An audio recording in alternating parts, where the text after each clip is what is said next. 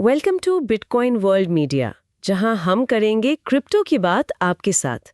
आज हम जिस विषय पर एक गहरी चर्चा करने वाले हैं वो थोड़ा हैरान करने वाला है।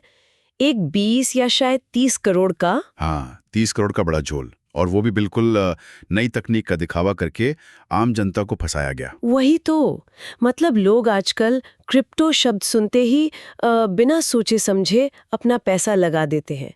इस स्कैम में तो लोगों को हर महीने 15 से 20% निश्चित मुनाफा देने का वादा था, जो कि प्रैक्टिकली नामुमकिन है। ये कंपनी जिसका नाम TFT ब्लॉकचेन सर्विसेज था, जिसे टाइकून फिनटेक भी कहा जाता था ना, उन्होंने बस लोगों को बेवकूफ बनाया। अच्छा, तो इनका कोई ठोस बिजनेस मॉडल नहीं था?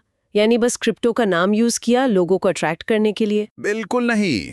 इन रिपोर्ट्स को देखकर साफ पता चलता है कि इनके पास रिटर्न्स लाने का कोई सच्चा रास्ता ही नहीं था। उन्होंने सिर्फ ब्लॉकचेन और क्रिप्टो करेंसी जैसे भारी भरकम शब्द यूज किए। ये एक तरह का टेक्नो बैबल था उनका। ओह वाह, ये तो वही पुरानी चिट फंड या पॉन्जी स्कीम जैसी कहानी लग रही है। एग्जैक्टली, जिसमें नए लोगों के पैसे से पुराने निवेशकों को ब्याज दिया जाता है।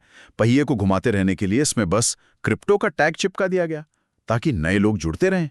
पर मुझे एक बात समझ नहीं आती, ये इतना बड़ा स्कैम इतने आराम से बिना किसी की नजर में आए चलता कैसे रहा? हमारा सिस्टम इतना धीमा क्यों है? देखिए, सिस्टम की सबसे बड़ी कमजोरी यही होती है कि जब तक नया पैसा आता रहता है ना, और पुराने लोगों को उनका वादा किया हुआ रिटर्न मिल रहा होता है, तब तक कोई शिकायत ही नहीं करता। हाँ, मतलब जब तक जेब में पैसा आ रहा है तब तक सब चंगा।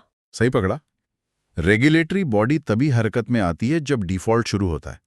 2023 में जब इन्होंने मूल रकम और ब्याज रोक दिया, तब RBI के पास अचानक बहुत सारी शिकायतें आने लगीं। और जैसे ही RBI ने नोटिस भेजा होगा, फिर क्या हुआ? जैसे ही नोटिस आया, कंपनी का डायरेक्टर जॉन चार्ल्स राचेगन और उसके बाकी लोग अचानक गायब हो गए। रातों रात पर्दा गिर गया उनका। बाप रे, मतलब पर्दा गिरते ही इनका खेल खत्म।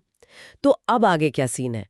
क्या ऐसी अनरजिस्टर्ड कंपनीज पर कानून का शिकंजा कस रहा है? हाँ, जांच में ये साफ हो गया कि कंपनी ने बिना किसी कानूनी मंजूरी के पैसे इकट्ठा किया था। अब रजिस्ट्रार ऑफ कंपनीज के बाद EOW ने केस दर्ज कर लिया उनके खिलाफ। EOW यानी इकोनॉमिक ऑफेंसेस विंग ना, जो खास तौर पर ये व्हाइट कॉलर क्राइम्स और बड़े फाइनेंशियल फ्रॉड्स देखती है। सही कहा, उनका काम ही ऐसे घोटालों की तह तक जाना है। उन्होंने अब कड़ी जांच शुरू कर दी है। तो जो लोग इस धोखाधड़ी का शिकार हुए हैं उनके लिए एक जरूरी जानकारी है हमारे पास। वो चेन्नई के अशोक नगर स्थित EOW, जो पुलिस ट्रेनिंग कॉलेज कैंपस में है, वहां जाकर अपनी शिकायत दर्ज करा सकते हैं। बिल्कुल, कार्यवाही अभी चली रही है, तो लोगों को सामने आना चाहिए और रिपोर्ट करनी चाहिए। सही बात है। चलिए अब इस गहरी चर्चा के आखिरी हिस्से में चलते हैं। क्वेश्चन, क्या इस तरह के स्कैम से बचने का कोई आसान तरीका है?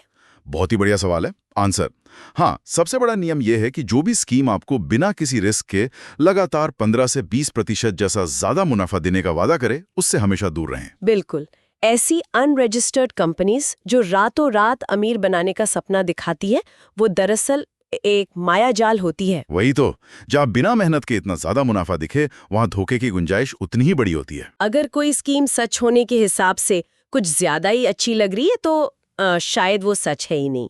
खैर, इस चर्चा को खत्म करते हुए मैं सुनने वालों के लिए एक सवाल छोड़ना चाहती हूँ।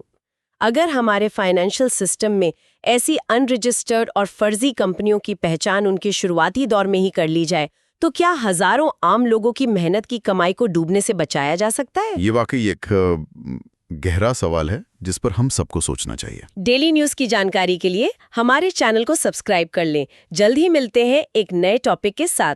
धन्यवाद।